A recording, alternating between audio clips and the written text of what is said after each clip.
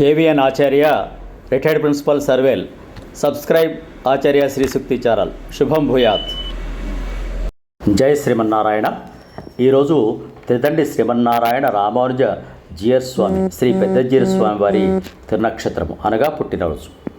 వారి తిరునక్షత్ర తనయ ఉత్తరాభద్ర నక్షత్రే శ్రావణే సౌమ్యవత్సరే ఆవిరాశీత్ గురు శ్రీమన్నారాయణతీశ్వర.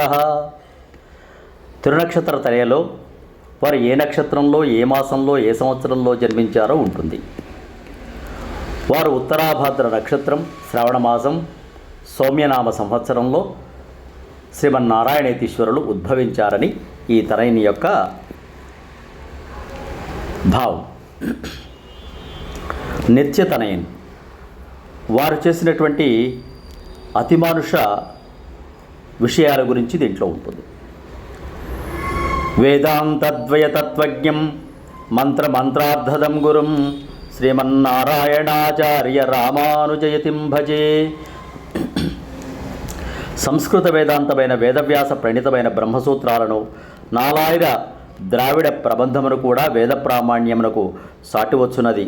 వైష్ణవ భక్తులైన ఆళ్వారులు ఆత్మానుభవ సారమును, అష్టాక్షరి మంత్రమును, దాని అర్థమును వివరించిన గురుత్తములైన శ్రీమన్నారాయణాచార్య రామానుజ యతిని భజించుచున్నాను అని ఈ నిత్యతనయన్కు భావం. అలాగే మంగళాశాసన శ్లోకాలు. విశిష్టాద్వైత సిద్ధాంత ప్రచారైక విహారిణే శ్రీమన్నారాయణాచార్య స్వామినే నిత్యమంగళం.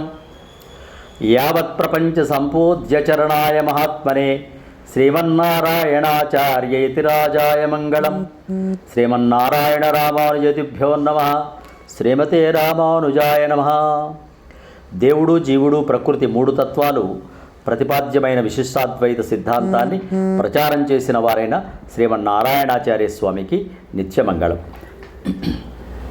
ప్రపంచవ్యాప్తంగా పూజింపబడు శ్రీచరణులు మహాత్ములైన శ్రీమన్నారాయణాచార్య యతిరాజులకు మంగళం అని ఆ మంగళాశాసన శ్లోకాల యొక్క భావం.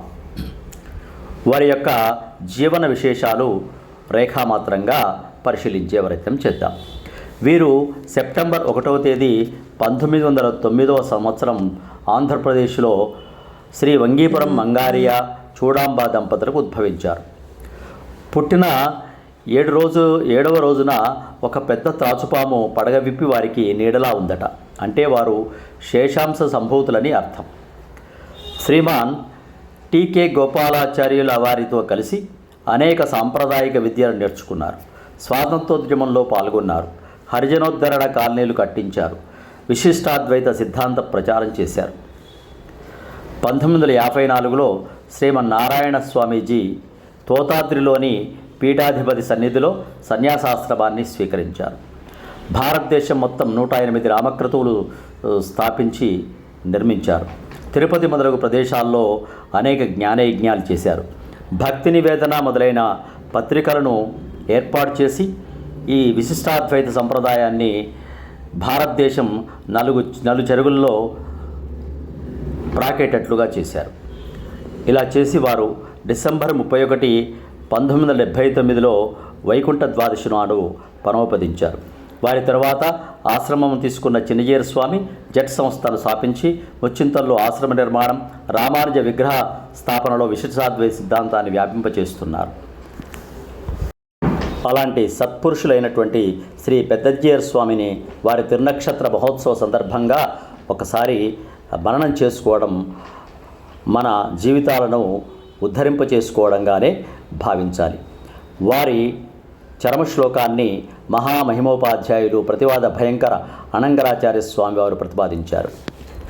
అబ్ధే సిద్ధ్యార్ధ్యభిఖ్యే విశతి దినమణౌచ పరాశంసితాయాం ద్వాదశ్యాం పుణ్యతిథ్యాం దినకర దివసే కృత్తికాతారకాయాం శ్రీమద్వేదాధ్వ సంస్థాపనపడుధిషణ సర్వశాస్త్రార్థవేత్త శ్రీమన్నారాయణో యతిపతిరతుల ప్రాపనిత్యాం విభూతి అని. ఇలాంటి ఎన్నో విశేషాలు సాంప్రదాయకమైన సాహిత్య సంబంధమైన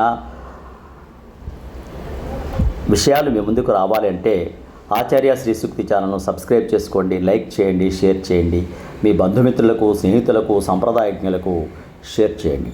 శుభం భూయాత్. సర్వం శ్రీకృష్ణార్పణమస్తు. జై శ్రీమన్నారాయణ.